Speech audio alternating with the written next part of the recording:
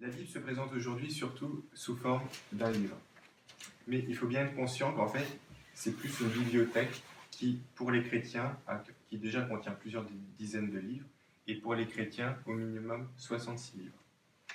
Et si le message de l'Évangile est simple d'accès et compréhensible par tous, la Bible parfois peut être, elle, beaucoup plus ardue. Et il y a des passages que l'on aime lire et qui sont facilement accessibles, et d'autres qui sont plus difficiles et même parfois déroutants. Et donc on peut facilement être découragé et mettre de côté ces passages.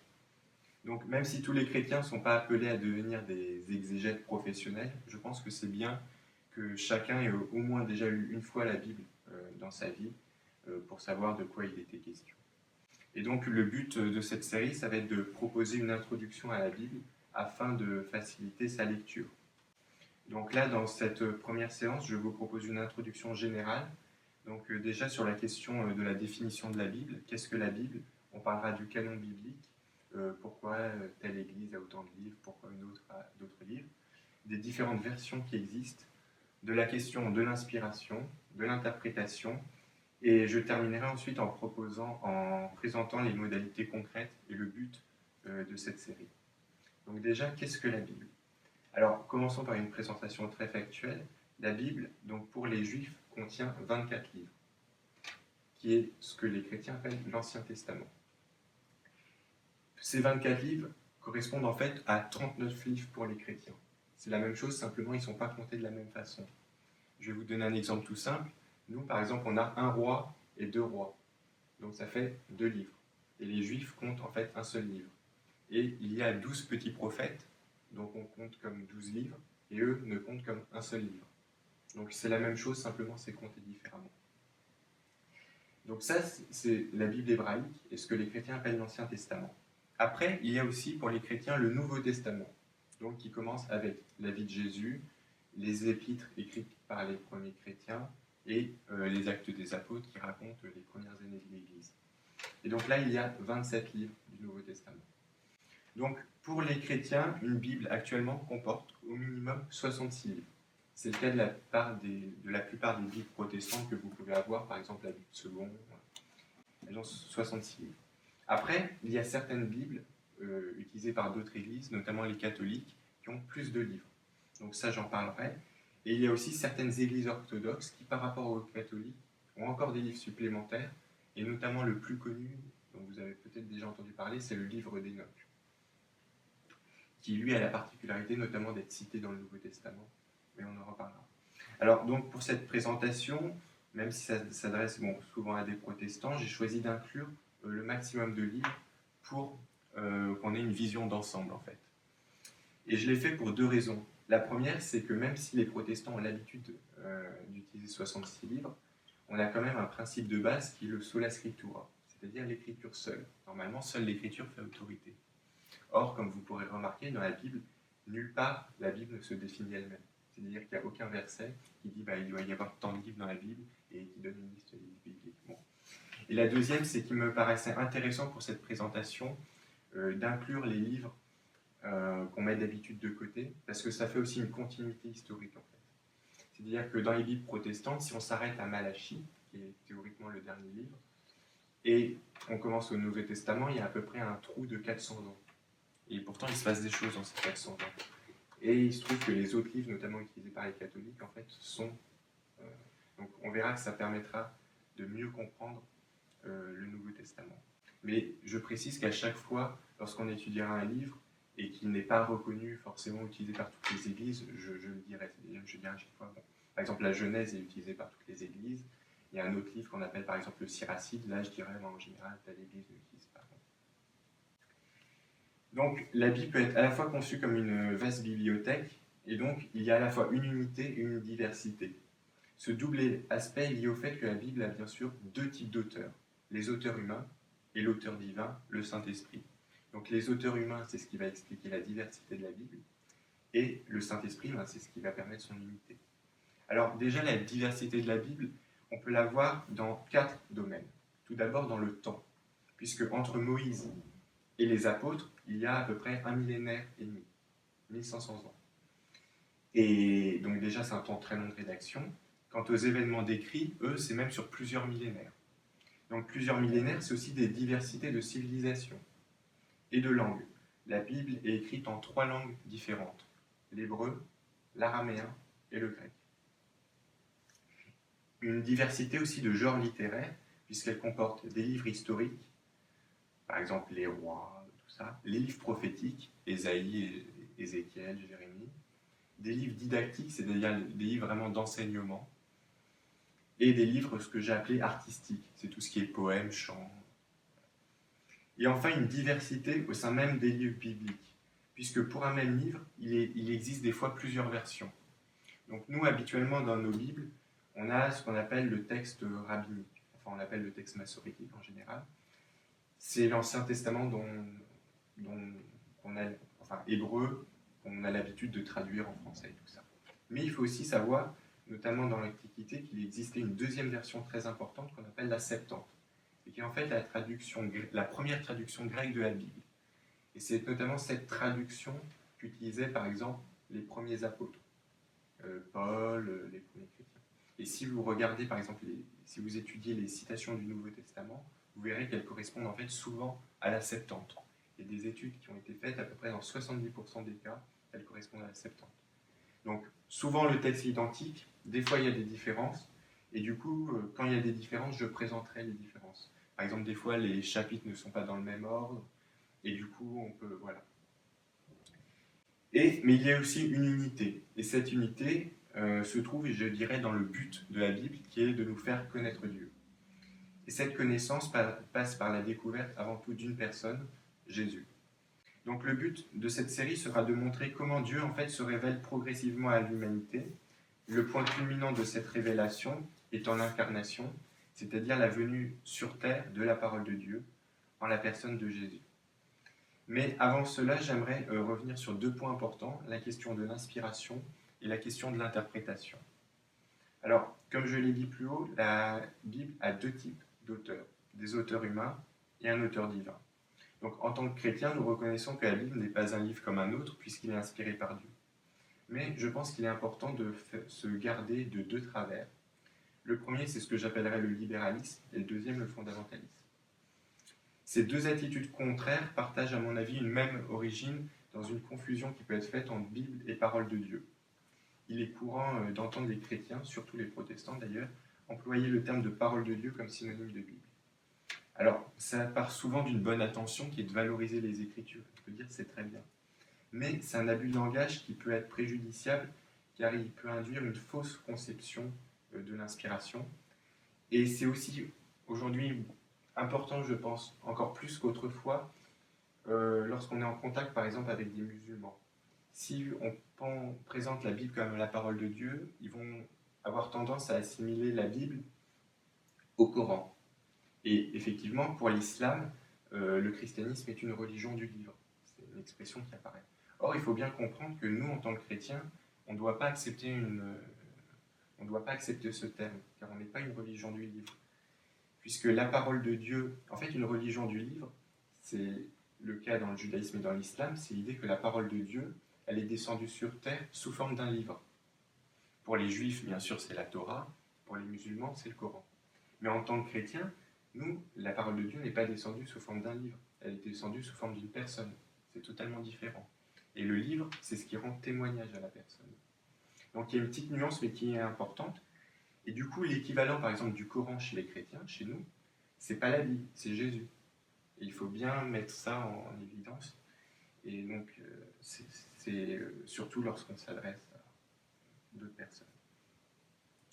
Donc, maintenant, j'aimerais revenir justement sur les 2 termes que j'ai employés, fondamentalisme et libéralisme. En fait, à mon sens, pour faire très simple, on avait parlé de 2 auteurs.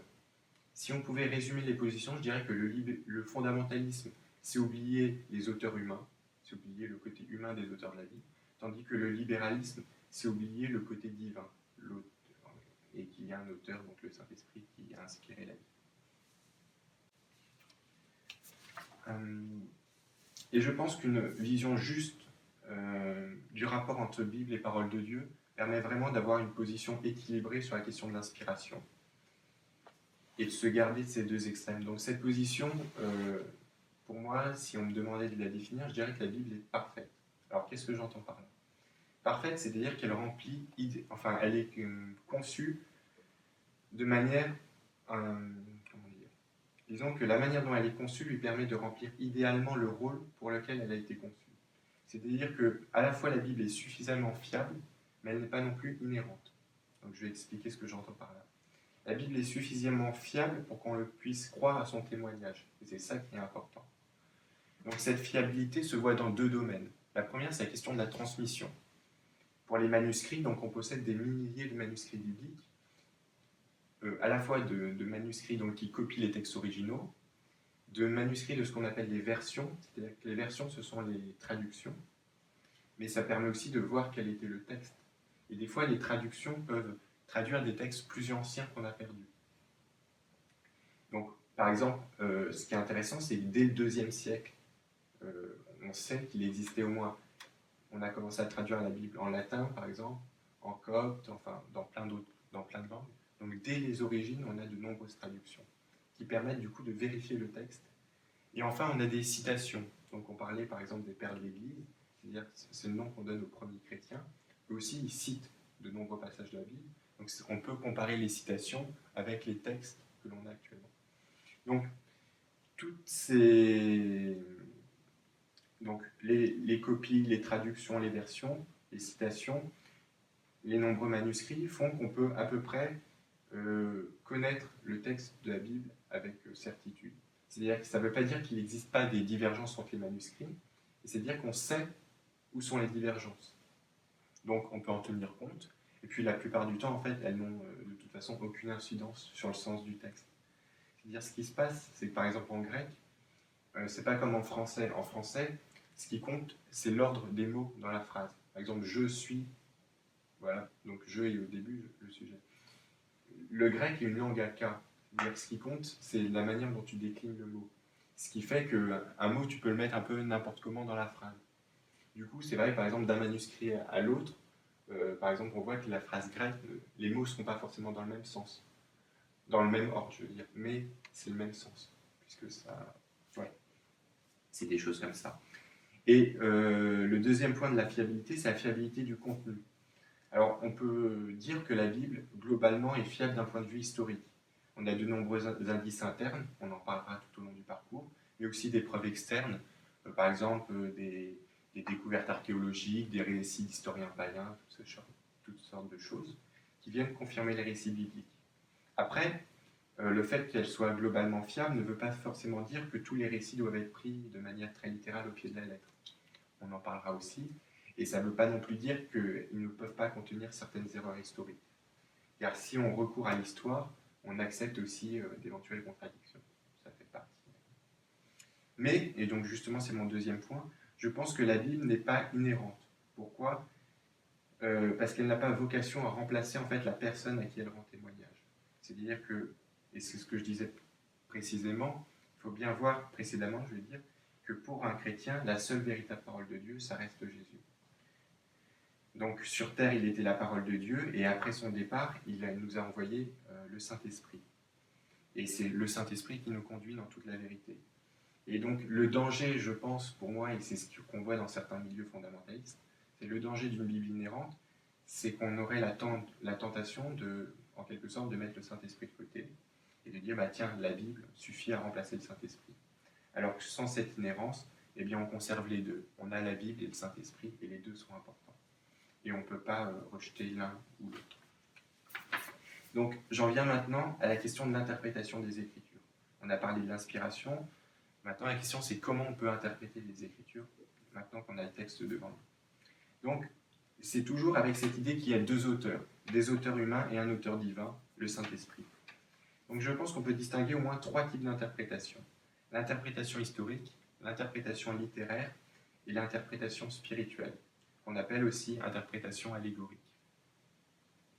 Donc l'interprétation littéraire correspond au sens premier du texte. La question qu'on va tout simplement se poser, c'est qu'est-ce que l'auteur du texte a voulu dire ?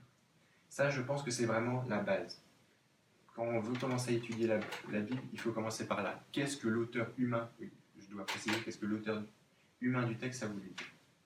Après, L'interprétation historique et l'interprétation spirituelle, c'est ce qui se passe en amont et en aval.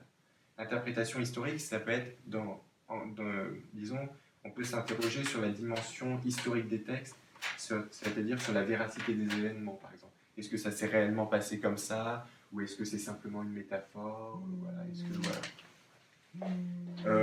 cette étude, elle n'est pas indispensable en soi pour la vie chrétienne, mais je pense qu'elle est utile, surtout dans le monde dans lequel nous vivons. Je pense que c'est important d'être au clair là-dessus, notamment lorsqu'on discute, par exemple, avec des non-chrétiens. Je pense que c'est important d'être au clair là-dessus. Et ce qui est important pour le sens historique et littéraire, c'est que c'est un sens qui est accessible à tout le monde, en fait. Chrétien ou non-chrétien. Et j'ai même envie de dire qu'à la limite, un chrétien, par exemple, qui connaîtrait très bien la grammaire, les langues bibliques et qui aurait une bonne connaissance historique, pourrait même, des fois, mieux connaître, mieux comprendre la Bible qu'un chrétien. Car il n'y a pas besoin de... Bon. Par contre, le dernier sens, le sens spirituel, qu'on peut aussi appeler le sens allégorique, lui, c'est complètement différent. C'est-à-dire on n'y accède plus par l'intelligence, mais par une révélation du Saint-Esprit. Ce sens, justement, c'est plus l'auteur humain, c'est l'auteur divin de la Bible. Alors, ça peut être très difficile, très dérangeant, et aujourd'hui, on n'en a plus forcément l'habitude, notamment dans le monde évangélique, mais c'est pourtant quelque chose qu'on voit dans la Bible elle-même, en fait. Les auteurs du Nouveau Testament, plusieurs fois, nous révèlent le sens spirituel de certains versets de l'Ancien Testament. Et si on regarde la manière dont ils interprètent les textes, on voit bien qu'ils transgressent, entre guillemets, toutes les règles rationnelles d'interprétation. Afin d'illustrer ce propos, j'aimerais simplement vous proposer un exemple qu'on trouve dans l'Épître aux Galates. Et ce qui est intéressant, c'est que dans ce passage, l'apôtre Paul emploie explicitement le terme d'allégorie. Alors, je vous lis juste le texte. C'est Galates 4, j'ai les références, 4, 19 à 31. Mes enfants, donc c'est Paul qui s'adresse aux Galates. Donc les Galates, c'était des chrétiens qui habitaient en Asie mineure. Mes enfants, pour qui j'éprouve de nouveau les douleurs de l'enfantement, jusqu'à ce que Christ soit formé en vous. Je voudrais être maintenant auprès de vous et changer de langage, car je suis dans l'inquiétude à votre sujet. Dites-moi, qui voulez-vous être sous la loi ? Dites-moi, vous qui voulez être sous la loi, n'entendez-vous point la loi ? Car il est écrit qu'Abraham eut 2 fils, un de la femme esclave et un de la femme libre. Mais celui de l'esclave naquit selon la chair, et celui de la femme libre naquit en vertu de la promesse. Ces choses sont allégoriques, car ces 2 femmes sont 2 alliances. L'une du mont Sinaï, enfantant pour la servitude, c'est Agar, car Agar c'est le mont Sinaï en Arabie, et elle correspond à la Jérusalem actuelle qui est dans la servitude avec ses enfants.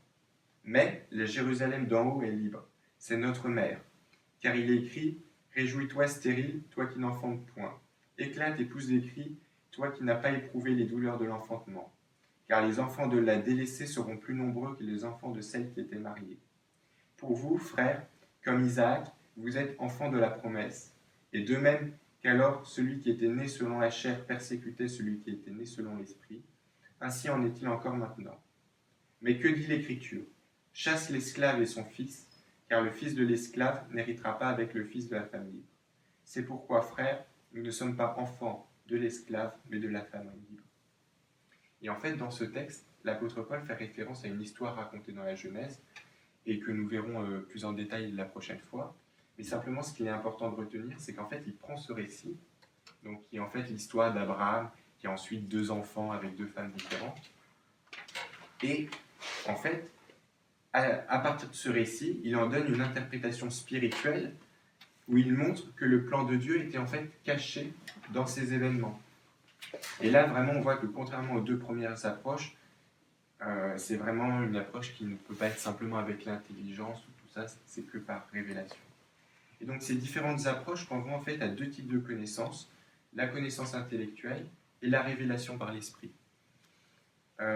Juste une très courte citation de Paul dans la première épître aux Corinthiens. « Car si je prie en langue, mon esprit est en prière, mais mon intelligence demeure stérile.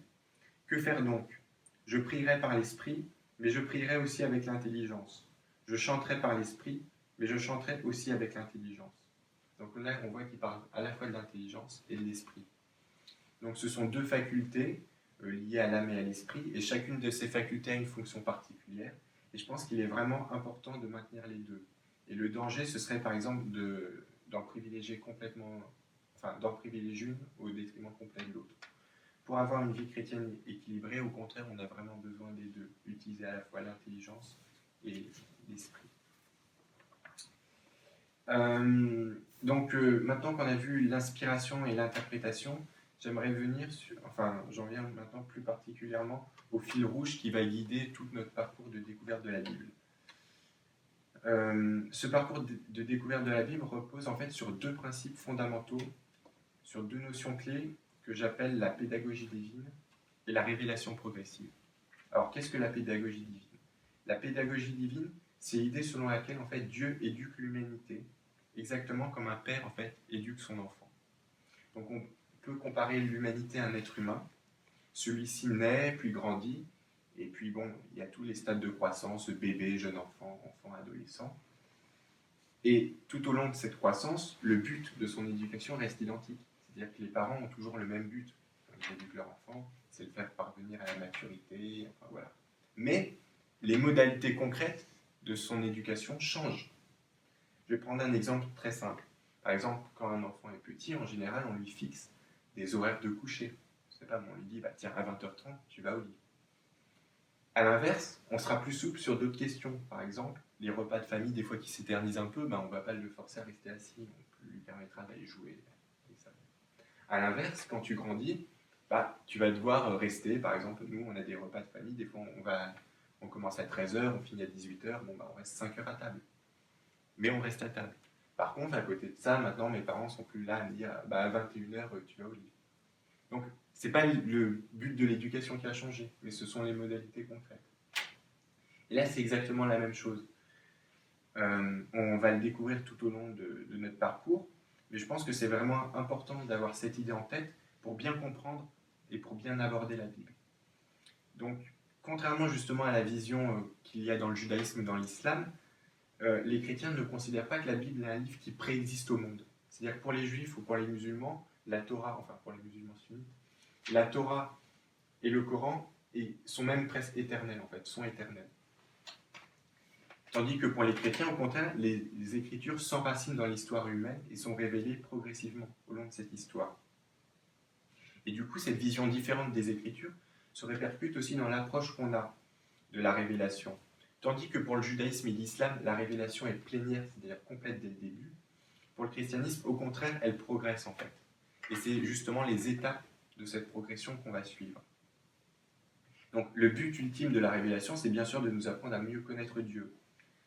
Et on verra que c'est justement grâce à Jésus. Mais l'idée de progression implique que ceux qui viennent en premier avaient forcément moins de connaissances que ceux qui viennent après. Donc ça, c'est une vision, on va dire, générale. Ça ne veut pas dire que c'était vrai pour tous les individus, par exemple. Il y a toujours eu des individus qui ont été très en avance sur leur temps, en quelque sorte. L'exemple qu'on peut donner, c'est par exemple Abraham. Abraham, lui, il vivait il y a à peu près 4000 ans. Et pourtant, dans la Bible, on voit que visiblement, il était déjà très proche de Dieu. Dans Jacques, par exemple, il est appelé l'ami de Dieu. Donc on peut supposer qu'il avait déjà une relation très intime qui n'avait rien à voir avec ses concitoyens, ses contemporains. Lui était bon. Et le sommet de cette révélation, c'est bien sûr Jésus. Et là, je pense qu'il est important de distinguer révélation et compréhension. C'est-à-dire que je pense qu'on peut dire qu'avec Jésus, on atteint vraiment le sommet de la révélation et qu'il n'y a pas on ne peut pas avoir plus grande révélation après lui. Par contre, on peut avoir une meilleure compréhension de la révélation. C'est-à-dire que Jésus est venu avec la révélation complète, mais à son époque, les disciples ne pouvaient pas forcément tout comprendre. Et on le voit même déjà dans les évangiles. C'est-à-dire que plusieurs fois, les rédacteurs nous disent qu'il y a des choses que Jésus avait dit, que sur le coup, les disciples n'avaient pas compris, et qu'ils n'ont compris qu'après la résurrection de Jésus. Donc voilà, Jésus parlait, et c'est aussi pour ça qu'il parlait beaucoup en paraboles. C'est parce qu'il savait qu'il y avait des choses que les gens n'étaient pas encore prêts à comprendre. Mais il a tout dispensé. Donc voilà.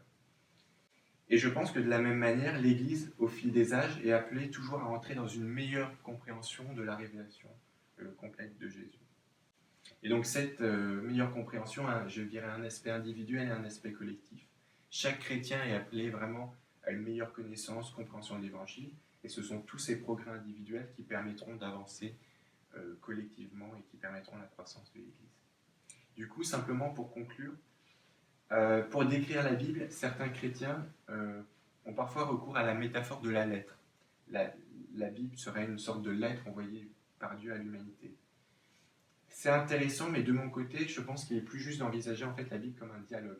C'est-à-dire que c'est une conversation à la fois entre Dieu et les hommes. Et donc, à travers le but de cette introduction à la Bible, c'est de voir comment la connaissance de Dieu a pu progresser au cours de l'histoire. Donc, pour cela, on va parcourir tous les livres, de la Genèse jusqu'à l'Apocalypse. Donc, à chaque séance, je présenterai un ou plusieurs livres. Il y aura tout d'abord une brève approche historique pour présenter l'auteur, le contexte, éventuellement l'histoire de rédaction du livre, si c'est intéressant. Puis, ensuite, on verra ensuite le texte à proprement parler. Donc, on ne pourra pas l'étudier en détail, bien sûr, on fera plus un survol général, mais on s'intéressera aussi, on cherchera à comprendre la compréhension aussi que ces personnes pouvaient avoir de Dieu.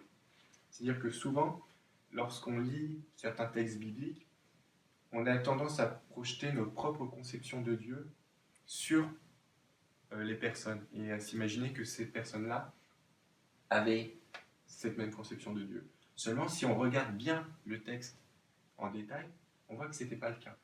On voit qu'elle pouvait avoir d'autres qui n'avaient pas forcément la même compréhension de Dieu. Bon, là pour l'instant c'est assez général, mais on verra dès les prochaines fois quand on passera aux exemples concrets ce que les personnes, par exemple, la manière, à la fois la manière dont ils envisageaient Dieu, mais aussi leur relation, la manière dont ils pouvaient vivre. Voilà.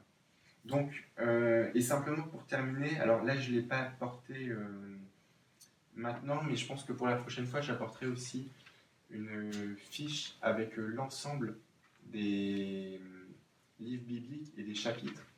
Et l'idée, alors bien sûr, il n'y a aucune pression, je veux dire, il n'y a pas de rythme imposé, tout ça. L'idée, c'est qu'à chaque fois que vous lisiez, qu'à chaque fois que vous avez lu un chapitre, vous puissiez le cocher, et comme ça, au moins une fois, vous savez, ah bah tiens, vous avez lu complètement, voilà. Donc il n'y a pas de rythme imposé ou quoi que ce soit, chacun fait en fonction de ses disponibilités et tout ça. Mais je pense que ça peut être utile. Voilà. Donc cette présentation.